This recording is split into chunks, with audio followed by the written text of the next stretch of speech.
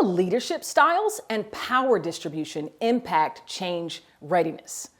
So change is coming. You didn't ask for it, but it's here.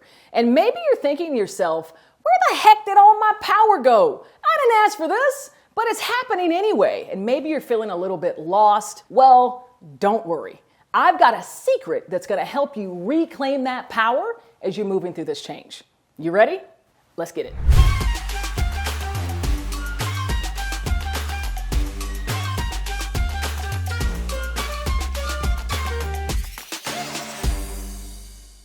Maybe you're feeling powerless in this moment. A change has come down, you didn't ask for it, and you feel like you've been stripped of all your power in your work. Well, if you're thinking that you're powerless moving through this change, think again. Well, in this video, I'm going to share with you, number one, how toxic power can be when moving through change. I'm also going to share a secret with you about your specific power when going through change that maybe your management hasn't even told you.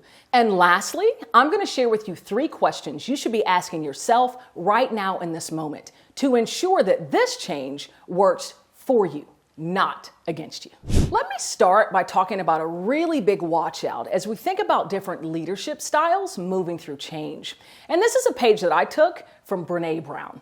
She teaches us that it can be so toxic as a leader when you're embodying power over an organization, right? I've just been told by my board, this is a change that's got to happen. I'm going to give the marching orders. They're going to go off and do it. That type of style, that type of energy doesn't take into account that employees might have that feeling that the change is happening to them and that their power has been stripped. And so it's so important that you're watching out for that leadership behavior, especially if you yourself have responsibility for individuals in the organization.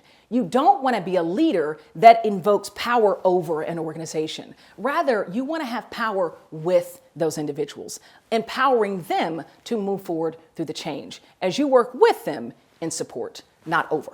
I've actually personally felt that type of leadership style in the work that I've done in corporate America for about 15 years. I felt a manager who just barks orders, who just tells you what you have to do when you need to get it done, not really being mindful of how you might be feeling or maybe ideas or perspective that you might have about making the change happen. It's just, this is what has to get done, go and get it done. And man, it's a sucky feeling. It is a sucky feeling. So if you're there in that moment, it's okay. I've got a little bit more content here that's going to help you move through this moment. Now it's time for that little secret about power dynamics when you're going through change and really getting yourself prepared and ready for change. Maybe something that your management hasn't even told you yet.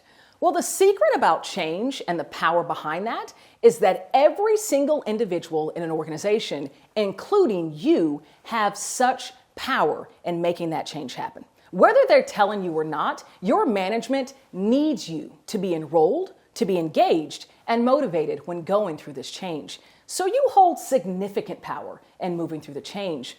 Now, the other aspect of the power that you hold is that you have a choice in this moment. How are you going to make this change work for you, not against you? What are the areas that you want to grow in your career? Where do you want to take it? Where are some areas that you want to learn and develop? How can you leverage this change to help you grow in those areas? You have the choice. You have the power to make that happen.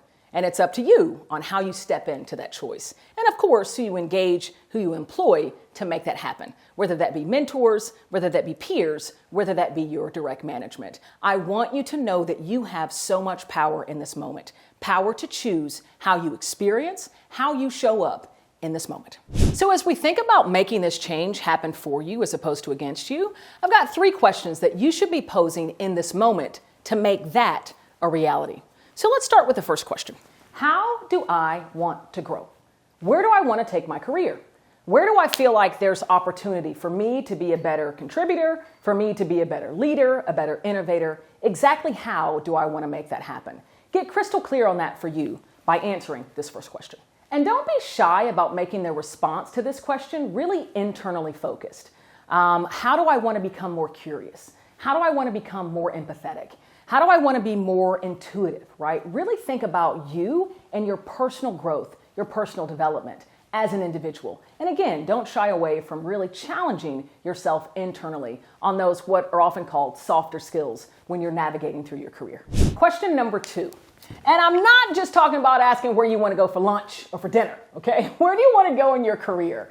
Now, this question is really externally focused, right? So where do you want to go in the industry? Where do you want to go in the company? Do you want to reach a C-suite executive level? Do you want to reach a management level? Are you kind of good with where you are, the level in the organization, but maybe you want to go to a different function, right? Maybe serve a different role. Figure that out for yourself in this moment. When organizations are going through a lot of change, this is really when you have a huge opportunity to voice that to your management, and maybe in the changes, they can find a way for you to get you where you want to go faster. So get crystal clear on that for yourself, and then make sure you're communicating that to your management in the moment when going through change. When you're going through the answers to this question, don't hesitate to engage with your trusted mentors and advisors. They can really help you sculpt and map out maybe what that next role could be as you think about where you ultimately want to go in your career. And the other thing that I just realized as I'm sitting here talking is I put number signs on here, but I actually didn't put the numbers. Now, there are only 3 of these, so I know y'all can count, but I'm still going to write them down because it just looks more complete. Although, this doesn't even look like English anymore. Y'all work with me now. Listen, I'm a change expert, not an English expert, okay?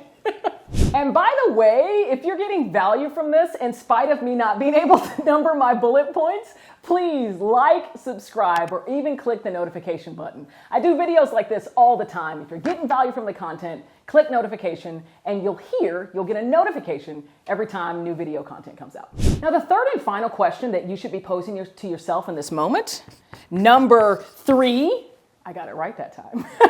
Number 3 is, what is my comms or communications strategy?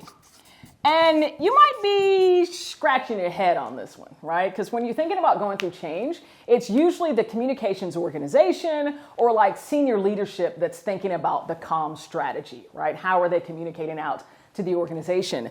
But just as they are thinking about a comms strategy for the organization, you should be thinking about your own. During your one-on-ones with your manager, what do you want to be communicating, right? What do you want to make sure is resting on the agenda as you're moving through this change? Maybe the needs, the support that you require from your management, or maybe some questions that you want to ask in moving through the change.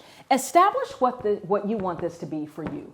Who are you going to be communicating to on a frequent basis? And then what's the content of that communication? Just as your leadership is thinking about communication moving through a change, so do you. This is so important. It's a huge tool that we have in our arsenal as individuals moving and striving to grow through change.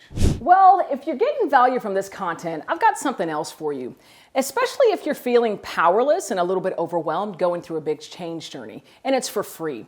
So I actually want to gift you a chapter in my new book, Change Enthusiasm: How to Harness the Power of Emotion for Leadership and Success. I want to gift you the chapter that introduces you to the mindset of change enthusiasm. It's going to arm you with a means to make this change happen for you, not against you. And it's yours for free. All you have to do is click the link below, and we're going to send you that free chapter. I want to make sure you have the research, the data, and the insights to help you successfully grow through even your most challenging and stressful changes. I'm Cassandra Worthy, and until we meet again, keep growing and keep rocking.